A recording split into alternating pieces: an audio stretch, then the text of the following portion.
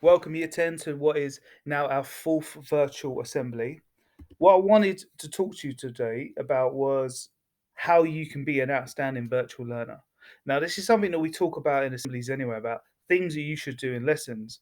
But what I wanted to is look at how we can do it from home and what we can do to be an outstanding virtual learner. A lot of this stuff is what you would do in classrooms anyway, but we need to make sure that our quality of work is the same at home as it is at school.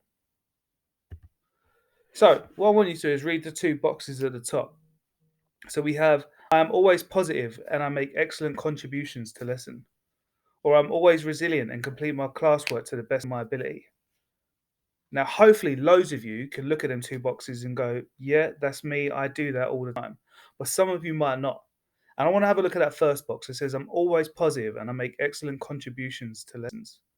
Now, I haven't been in your year 10 lessons, but I know from my own personal lessons that it's really hard to try and engage students through online or virtual learning. What I want to say to you is try to contribute as often as possible in a lesson. So if a teacher's asked you a question, be the first one to write in the chat box or unmic yourself and be positive and not afraid to get an answer wrong by talking out in front of the crowd. Or if a teacher set you an assignment, then you're making an excellent contribution by answering them questions as quickly as possible or as to a good level as possible. Then we'll have a look at the second one. Says this, I'm always resilient and complete my classwork to the best of my ability. When you're not in a classroom, it's really difficult to not have that one-on-one conversation with a teacher and be able to figure out what you're doing is wrong and being able to move and push yourself forward. But what I'm going to say to you is don't give up. Being resilient is all about not giving up. It can be hard. You might not understand certain tasks and it might be a little bit difficult for you, but that doesn't mean that we give up on the work that we're doing. Especially once we've had 5 lessons at home, sitting on a computer, and you feel like you're just listening to teachers talk over and over again. That when your resilience has to become a little bit stronger, and even more so that we need to remember not to give up. We need to take pride in our work. So again, let's read the box. I always have pride in my learning. Now, does that apply to you? Just because you're at home, does that mean that the quality of work that you're doing shouldn't be as good as what it should be in school? Well, the answer is no. It should be. It should be just as good as the work you do in school. It should be as good or even better if you can do that. We need to make sure that when you're learning at home and to be an outstanding learner, that it doesn't matter if it's a show my homework quiz or if it's a presentation or if it's a large piece of coursework. Every single activity that you do should have the same amount of pride in, and you should put the same level of quality into each piece of work. And that really moves you from being just a learner that turns up and listens to being an outstanding learner that really takes control of their environment and their learning process. Being prepared. Now, when you're at school, you would probably pick up behavior points for not having pens, pencils, or resources, or you forgot your homework and little things like this. At home, we still need to be prepared as well. Teachers are going to put things on show my homework that you might need to have a look at. They might ask you to bring resources to the lesson. They might ask you to complete a piece of work so we can reevaluate that work next lesson. By being prepared and making sure we're on track with everything that we do, we know that we can go into our next lesson with 100% focus, 100% control, and become that outstanding learner. What we don't want to do is get to a stage where we build up and miss a piece of work, and then we have 5 or 6 pieces of work that are outstanding, and we can't get on top of our workload. And then when we're in lesson, we're not really concentrating because we're trying to do other pieces of work. So, really being prepared for your lesson and being prepared and organized with what you have to do and how you have to do it is really going to help you moving forward. Let's read the box again. So, I am always independent and complete tasks that are set beyond the classroom. Now, this applies more to you now because you're not actually in a classroom, you're at home. And all of your learning is pretty much independent learning. So, becoming independent is a massive step towards becoming an outstanding learner.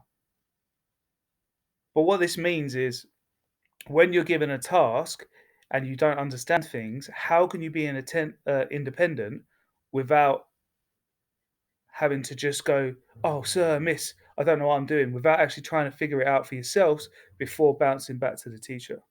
So, what I'm going to ask you to do is try to complete your tasks alone before you can ask for help from a teacher. Use the resources around you. You have Google, you have the internet, you have things to help you find information about the work you're doing. And then you can ask a parent or a carer to just check over your work before you hand any of your classwork in or submit any work online. Obviously, if we can't be independent and we need a little bit more support, or you really don't understand the work, then use the teacher. That's what the teacher's there for. But really taking control of your own learning and trying to figure out and solve problems by yourself, becoming that independent learner, is really going to help you become an overall outstanding virtual learner. Lastly, it's all about time. Now, I've always loved this quote, and it applies more to students than anyone else. So, early is on time is late, and late is unacceptable. We all know what our timetable looks like. We know when our lesson should start. So, all we have to do is go on to Show My Homework onto Teams and check when our lesson actually starts for the day. Being on time to lesson is really important. If you miss 10 minutes of every single lesson, that's 50 minutes you've lost in a day.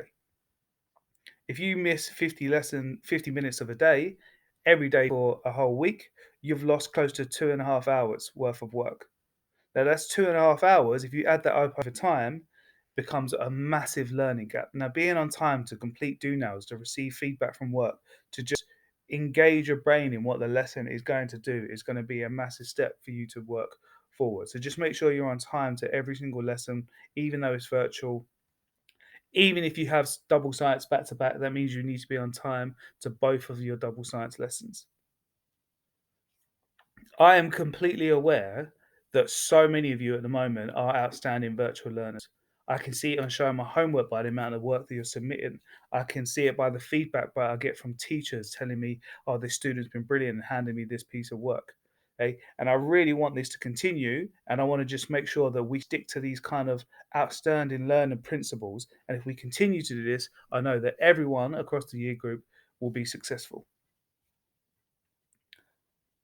I'm going to end this part of the assembly here, but I did want to talk about Show My Homework, and this is more for parents than for students. I just want to remind parents that you can have access to Show My Homework, and you can see all the things that teachers are putting online, how much submission work is being done, how often your child is being active on Show My Homework.